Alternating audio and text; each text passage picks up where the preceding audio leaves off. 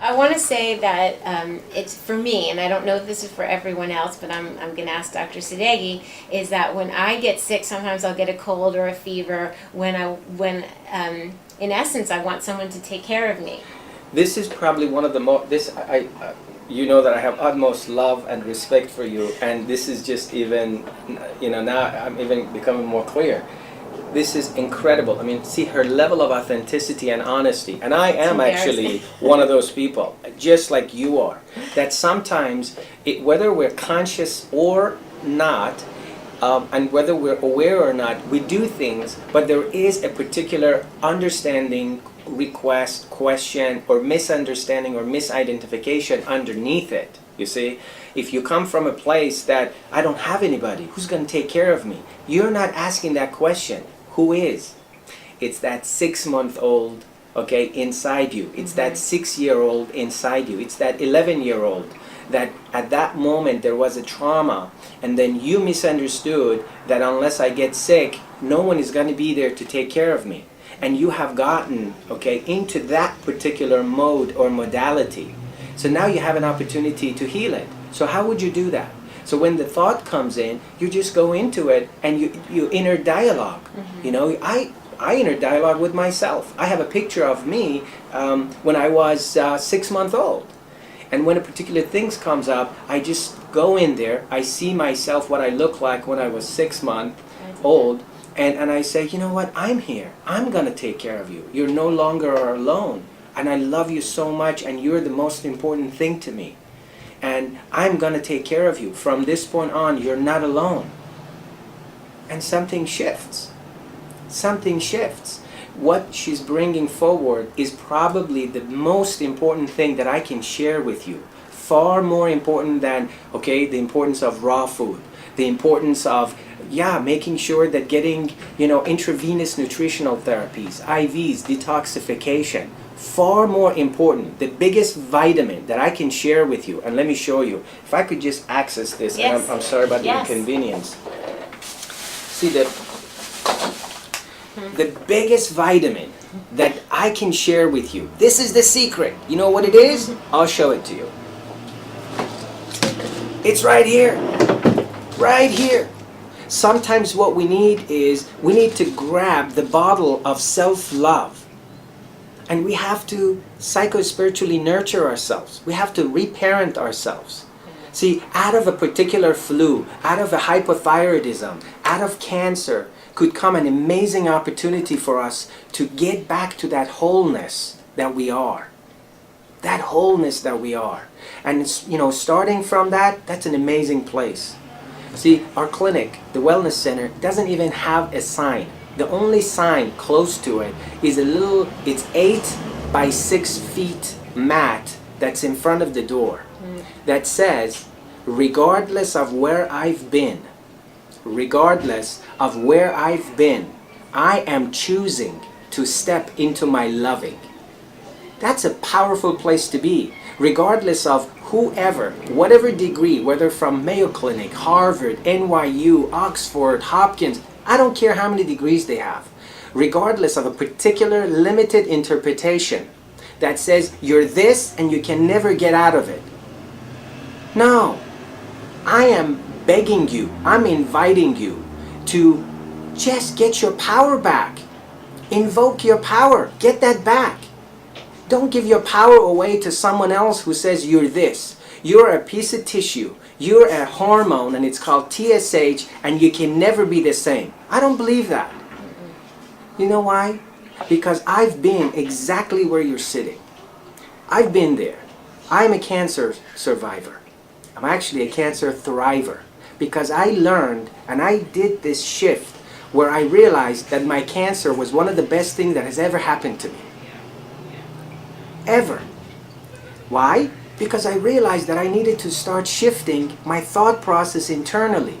And as I shifted those thought processes, my entire life changed. I'm still alive, years later, and she looks stunning. Now, sometimes when we miss the boat again, and it's like a bicycle, you're riding and you're getting really good at it, and you know what? There's a bump, and you fall down because you're not looking. You fall down, And what do? Do you go into self-blame? Do you go into judgment? Do you start slashing yourself? Or can you just kind of brush off, okay, your wound? Just because you fell off the bike, that doesn't mean that you can never ride your bicycle ever again. That you don't deserve to ride your bicycle. No, that's when you go into this. That's when you need to kind of completely get into that. And that's what I call LAF. L-A-F. Self-love, self-acceptance, and self-forgiveness. Flood yourself with all the loving that you can muster. Accept where you're at. And then forgive if there is any particular misinterpretations or judgment. If you judge yourself that you're not worthy of having a beautiful relationship. If you have misidentified yourself as guilty, or you don't deserve that, or you cannot really say that because people will leave you if you really verbalize how you're feeling.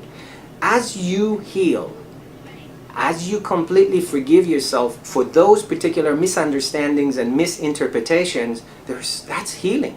Application of loving to places inside that they're hurting.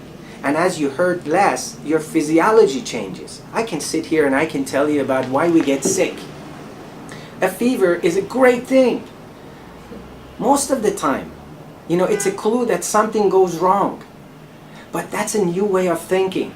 I can sit here and I can tell you the importance of mother's signature, the relationship, why we influence our kids so much. Why is it in our society that the bulk of our society, women, our mothers, our sisters, our wives, they have so many connective tissue disorders, that they have so many autoimmune connections? Why is that? A lot of autoimmune. Why are they attacking themselves? Why is that? Why is that? That's the question to ask. Not so much of, oh, tell me what to do, I'll do it. No, this conversation is not about you coming seeing Dr. S. This conversation is not about, you got to come to Beehive of Healing. That's not what this conversation is about.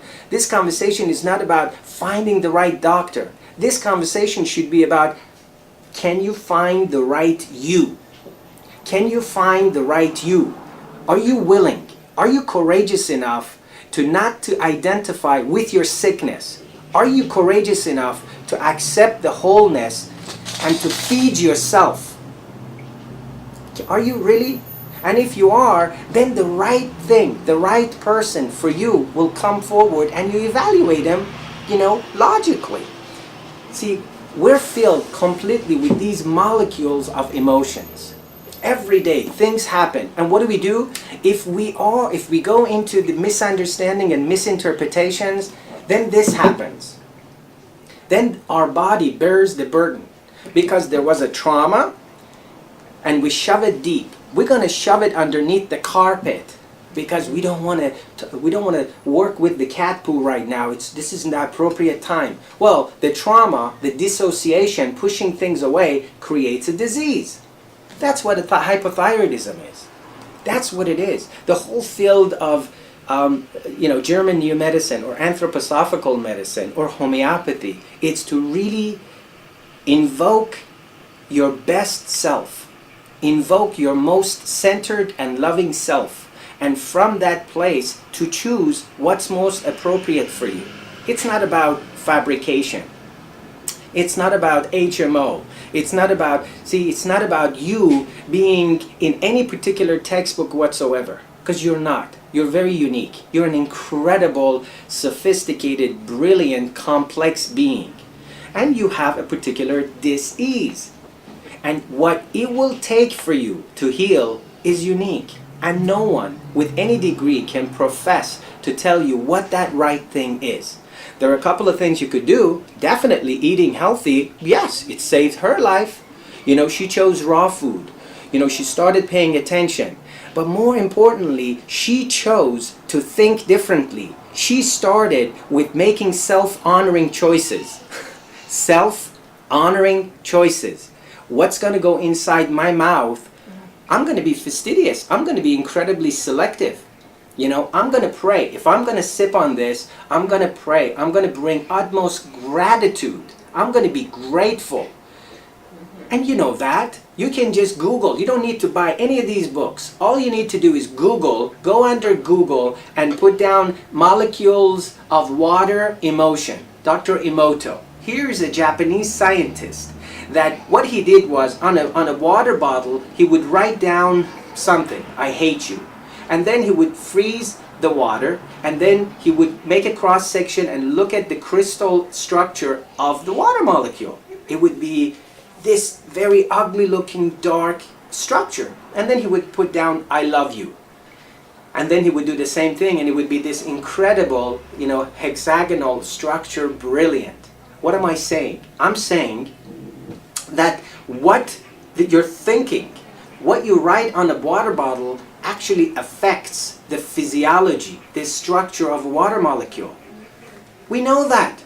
So if we know that, can you bless this before you put it in your mouth? Even if you're taking Synthroid, even if you're taking a particular medication, can you bless it? Can you hold it? And just center yourself in yourself. And just anchor yourself to whatever you believe in. Whatever you believe in, something larger, love, life, universe, God, high, whatever you believe in. Can you do that?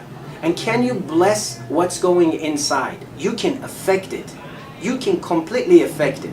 And then obviously, what she's bringing forward in terms of medication, not being the panacea, not being the cure-all, is incredibly important.